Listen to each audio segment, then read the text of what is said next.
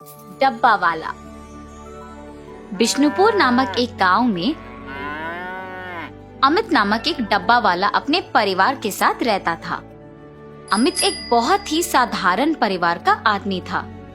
उसकी पत्नी हिमा सिलाई करके थोड़े बहुत पैसे जमा करती थी और उनके बेटा अमर पढ़ाई करता था। अमित घर का सारा खर्चा डब्बे वितरण करके जो पैसे मिलते थे उससे चला लेता था। अमित हर दिन सुबह 8 बजे उठ के अपने साइकिल पे शुरू होके घर घर को जाके नाश्ते के डिब्बे इकट्ठा करता था और उन डिब्बे में से कुछ पाठशाला में, कुछ कारखानों में समय पर पहुंचाता था। ऐसे ही हर दिन बहुत डब्बे वितरण करके डब्बे के 10 रुपए लेता था। आए हुए पैसों के साथ अपने बेटे को एक अच्छे स्कूल में पढ़ाता था। अमित जिस स्कूल में डब्बे पहुंचाता था उसी स्कूल में उसका बेटा अमर पढ़ता था। उसके पिता का हर दिन ऐसे धूप और बारिश में साइकिल चलाना, पसीने में मेहनत करना अमर को बहुत दुख देता था। ऐसे जब एक दिन अमित घर पे था तो अमर ने समय देखकर, पिताजी मुझे आपसे बात करना है। हाँ बोलो बेटा, कैसे पढ़ रहे हो तुम? मैं अच्छा पढ़ रहा हूँ पापा, आपसे कुछ बात करना चाहता हूँ। बोलो बेटा। पापा आप मेरे लिए और मेरे स्कूल के फीस के लिए बहुत मेहनत कर रहे हैं। आप ऐसे धूप और बारिश में बहुत दूर के किलोमीटर साइकिल चलाते हुए डब्बे पहुंचाना मुझे अच्छा नहीं लग रहा। मेहनत के बिना पैसे कहाँ से मिलेंगे बेटा? भविष्य में तुझे एक बड़ा ऑफिसर बनाऊंगा। मेरी तरह ऐसे छोटे काम नहीं करना है तुम्हें, और पसंद करे तो सब कुछ अच्छा लगता है बेटा। पिताजी की बातें सुनकर अमर सोचता है कि वो सारी बातें सच हैं, पर फिर भी उसे तसल्ली नहीं होती है और अपने पिता को ऐसे मेहनत करना देख नहीं पा रहा था। उसने सोचा कि इन सब का हल सिर्फ उसका अच्छा पढ़ना ही होगा। इसीलिए वो दिन रात मेहनत से पढ़ाई करता है। ऐसे पढ़ाई करते वक्त अमर को अपने पिता का काम आसान करने के लिए एक उपाय सूझता है। तुरंत वो उसके विचार सारे एक पेपर पे लिखता है। अगले दिन अमर अपने पिता के घर होते समय देख अपने विचार सारे उनसे कहता है, पापा आपके ही काम में मेहनत के बिना आपके साथ ज्यादा लोग काम करते हुए अब की आपकी आमदनी से भी ज्यादा पैसे कमाने के लिए मेरे पास एक उपाय है और इसमें आपको निवेश रखने की भी कोई जरूरत नहीं है। क्या बात कर रहे हो तुम? व्यापार चलाने की क्षमता हम में नहीं है। जाओ जाके पढ़ो बेटा।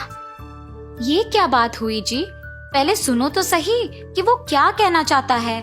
अगर वो ये कह रहा है कि निवेश के बिना ज्यादा पैसे कमाने का उपाय है और वो भी इतने छोटे उम्र में, आपको तो खुश होना चाहिए ना। मेरी बात तो सुनिए पिताजी, सच्ची में ये मुमकिन है। ठीक है बोलो, मैं भी अब तो जानू ये कैसे मुमकिन है। और ऐसे अमर अपने पिता को उसके विचार बताना शुरू करता है। पापा हमारे गांव में कुल मिला के 350 परिवार है। आपके गिनती के अनुसार डब्बा देने वालों के परिवार में कारखानों में काम करने वाले, सरकारी कार्यालय में काम करने वाले, स्कूल और कॉलेज जाने वाले होंगे। इसीलिए उन सारी जगहों में मैं अपने दोस्तों के साथ नौकरी का मौका है। इच्छुक लोग आवेदन कर सकते हैं। निम्नलिखित पता पे आके अपना नाम और बाकी विवरण दे के नौकरी तुरंत शुरू कर सकते हैं। ऐसे पेपर में लिख के दीवारों पे चिपकाएंगे। उसके बाद जितने भी लोग आते हैं उन सबको यही काम समान रूप से विभाजित करेंगे। महीने के अंत में आए हुए पैसों में आधा हम उनको दे देंगे और आधा हम रख लेंगे। ठीक है, तुम्हारे गिनती तो मुझे समझ नहीं आ रहे, पर इसे हम ईमानदारी से कोशिश करेंगे। पढ़ाई का ज्ञान तुम्हारा है बेटा और जिम्मेदारी का डर है मेरा। मैं ये नहीं कह रहा हूँ कि तुम्हारा सोच गलत है। तुम जाके तुम्हारे दोस्तों के साथ दीवारों पे नौकरी का अवसर के पेपर चिपकाओ। उसके बाद हम देखते हैं कि क्या करना है। ऐसे कहकर अमित वहां से चला जाता है। अपने पिता का दिया हुआ अवसर देख अमर अपने दोस्तों के साथ स्कूल,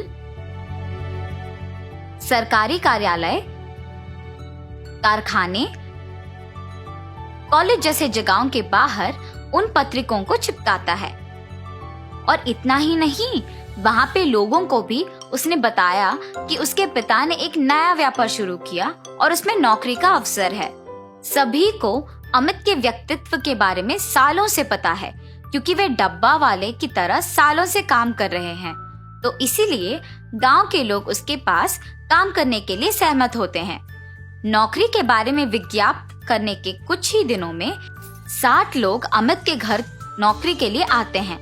आए हुए 60 लोगों को 5 अलग अलग भाग के जगहों के लिए विभाजन करते हैं। 12 लोग कारखानों के लिए, 12 सरकारी कार्यालय के लिए, 24 लोग स्कूल और कॉलेज के लिए और 12 को बाकी जगहों के लिए विभाजन करते हैं। इन सबको डब्बे इकट्ठा करके उन्हें उनके जगहों पे पहुंचाना था और सब काम पे लग जाते हैं उनके साइकिल पे। पहले महीने बाद डब्बा बेचने वाले परिवार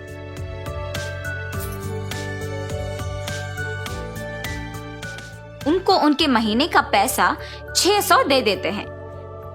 ऐसे 175 परिवार 600 रुपए महीने को भरने के बाद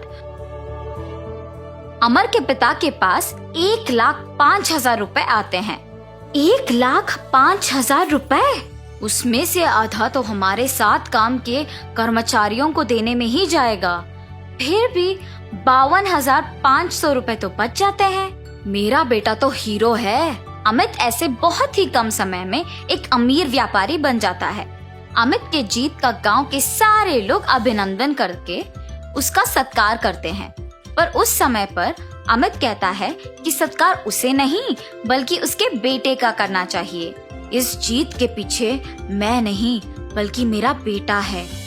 16 साल के मेरे बेटे से मेरी मेहनत और पसीना देखा नहीं जा रहा था और उसने तब इस व्यापार के बारे में सोचा। मेरे पास आके उसने इस उपाय के बारे में कहा। पढ़ा लिखा ना होने के कारण मुझे तो ये सब समझ में नहीं आया, पर उसने हार नहीं मानी और मुझे इस व्यापार के बारे में सब कुछ समझाया, नौकरी के अवसर के बारे में सबको बताया और मुझे यहाँ तक ले आया। मेरा बेटा ही असली हीरो है। ऐसे कहकर अमर का सत्कार करता है अमित। तो इस कहानी का नैतिक अच्छे विचार सोचने के लिए उम्र की कोई जरूरत नहीं होती है। अगर अपने मन में कुछ ठान ले और कृषि करे तो सफलता जरूर मिलेगी।